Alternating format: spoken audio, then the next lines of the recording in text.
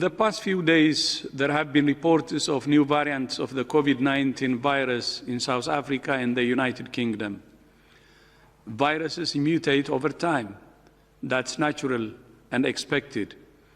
The UK has reported that this new variant transmits more easily, but there is no evidence so far that it's more likely to cause severe disease or mortality. WHO is working with scientists to understand how these generic changes affect how the virus behaves. The bottom line is that we need to suppress transmission of all SARS-CoV-2 viruses as quickly as we can. The more we allow it to spread, the more opportunity it has to change. I cannot stress enough to all governments and all people how important it is to take the necessary precautions to limit transmission.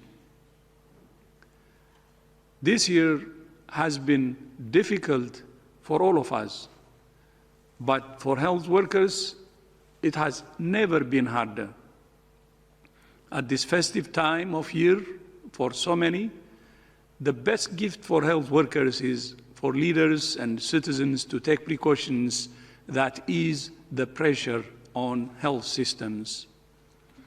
Safe and effective vaccines give us hope, but they're not an excuse for people to let down their guard and put themselves and their loved ones at risk. Now is the time to double down on the public health basics that have seen many countries suppress the virus effectively.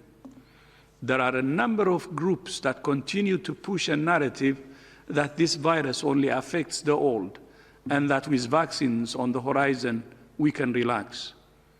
COVID-19 affects children and adults in a variety of ways, and it can attack every system in the body.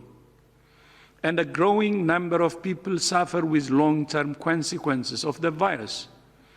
This includes neurological complications for children and adults, which are still being researched. Vaccines are offering hope for some, but I'm deeply concerned that vaccine nationalism will deprive the world's poorest and most vulnerable people of these life-saving tools. Now is the time for political commitment to be translated into action. Pledges and promises will not protect anyone unless they are realized.